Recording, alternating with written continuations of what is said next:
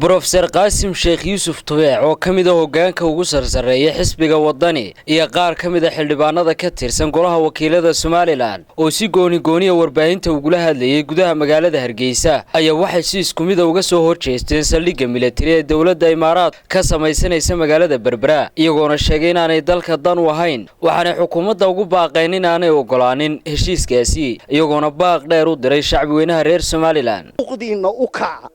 stand for your rights haddaanu annagu wakiil idinkaga ahayn oo idinku matalaynay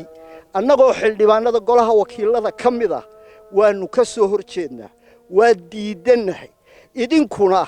inay idin istaagtaan xuquuqdiina u kacdaan runta sheegtaan dareenkiina muujisaan xukuumadda maanta u sheegtaan xaqiiqda dalka ka jirta waxay tahay in laysdhiibo maanta dawladda Imaaraatku xoog inaguma qabsan sida Jabaan qumbulada duriyaal inaguma ridin dad inagama dhiban aqligeenaynu qabnaa xor baynu nahay inaynu xuquuqdeena isu taagno xukuumadda Soomaalilandna u sheegno in Ilaahay xaq ku soo dabaalo Berbera maanta sabab qaacida looga bixiyo boqcad kale Soomaaliland la qaacida looga bixiya meesha ma jirto saldhigga military ee soo gaaraya ee la leeyahay xukuumadii Soomaaliland ayaa bixisay haday dhab tahay oo ka dhab tahay waxa leenahay arintaas waa arin aad iyo aad looga xumaado oo shacbiga Soomaaliland aanu marna aqbalaynin uu ka soo horjeedo saldhig military muxuu yahay saldhig military waxa weeyaan saldhig laba dawladood oo muctaraf ah ay ku heshiiyaan weeyaan oo dhex mara weey ku dhahday ciyaar bahayd laakiin tan ciyaar maaha waxay saameyn ku yeelanaysaa jiritaankeega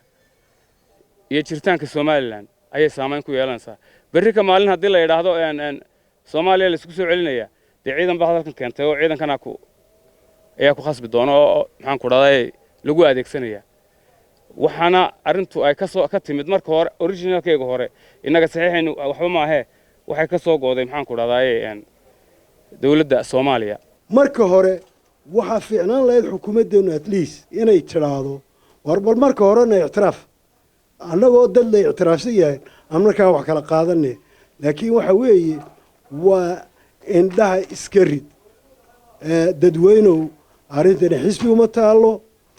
dad gaarana uma taalo reer Berberana uma taalo oo barigi horena kaga baxdeen waa arrin qaran yahow waxaad yeeshaan haddii aad ogoshiin inaad dhiibtaanna dhiiba oo aan ku noqonna dee mustacmaradii haddii kale dalkow dadow waxaan idin faraynaa gaar ahaan dhallinyarta waa inay kacdaan oo ama qiimo hagaagsan wax ku qaadataan oo ugu horeeyo maxaanku dhahaa اعترافkaas ugu horeeyo ama inaad ka soo joogsataan وعيدروس عبد الله إسماعيل بيرشيا تلفزيون عالمي Somali Cable Hargeysa